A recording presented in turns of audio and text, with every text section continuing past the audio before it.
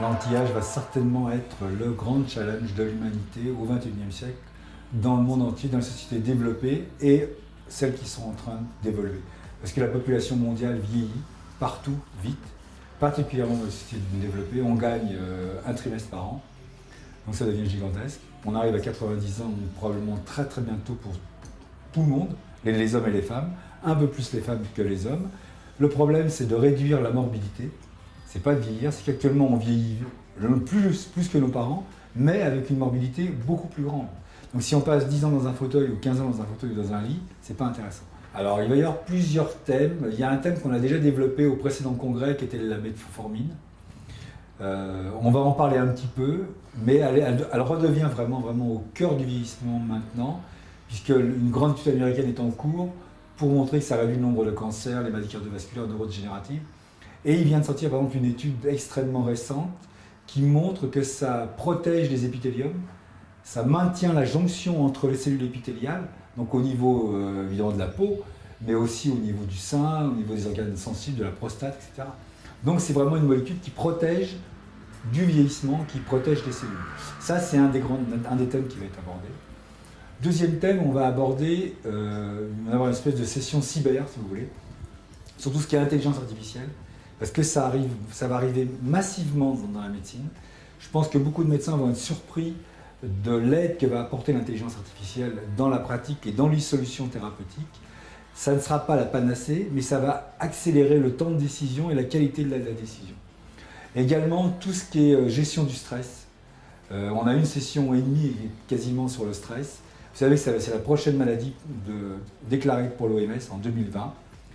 Le stress, le burn-out, la dépression, l'anxiété, tout le monde est concerné, particulièrement dans nos sociétés avancées. Et gérer le stress, par exemple avec de la réalité virtuelle, c'est tout nouveau. Gérer le stress avec des nouveaux compléments, il y a des nouvelles méthodes avec la cohérence cardiaque, etc. C'est un apport sans thérapeutique, mais très efficace. Donc ça a une place importante dans le congrès aussi. Également, tout ce qui est génétique. Le CRISPR-Cas9, qui est une manière pas du tout onéreuse, très rapide de manipuler le code génétique, de pouvoir introduire un gène correct quand un gène a un polymorphisme qu'il est plus ou moins délétère, on va pouvoir le rectifier assez rapidement et en faire profiter massivement les humains. Pour le moment, il y a quelques pays qui se sont engagés dedans avec des manipulations sur l'embryon. La Chine, l'Angleterre, les États-Unis arrivent. Ça va poser des problèmes d'eugénisme. Ça en pose déjà, puisque tout le monde va vouloir être le plus parfait possible. Ça, c'est des problèmes éthiques et politiques que la médecine va avoir à résoudre, et surtout que les hommes politiques vont avoir à résoudre. Et ça va probablement accroître, faire un bond à la longévité. Ce congrès à MWC a donné vraiment la tonalité au fil des années, parce qu'on est arrivé à avoir un niveau scientifique important. On a beaucoup de professeurs de médecine de différents pays, on a plus de 100 pays qui viennent au congrès. Donc on a un melting pot.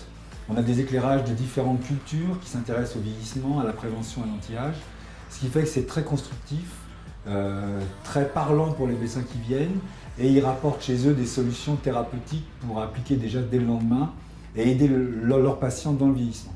Et tous les ans, on est surpris nous-mêmes de l'avancée de la médecine et surtout de la vitesse à laquelle ça va. Ça devient exponentiel depuis quelques années, et c'est sûr qu'on a vraiment besoin de ce genre de congrès pour être au courant, pouvoir suivre, pour avoir un maximum d'informations dans un temps minimum. Moi, je dois dire que je me régale tous les ans de ce congrès, parce que je vais dans plein de congrès, hein. Je fais des congrès dans le monde entier. Et celui-là, c'est le ferment. C'est celui qui fertilise les autres, et qui retentit sur les autres, qui apporte aux autres quelque chose de nouveau. Et on donne le ton un petit peu, si vous voulez. Voilà.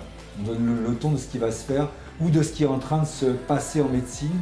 Peut-être que dans un an, on abandonnera certaines pistes, mais au moins on les aura explorées, on en aura parlé et on aura vu ce que ça peut devenir.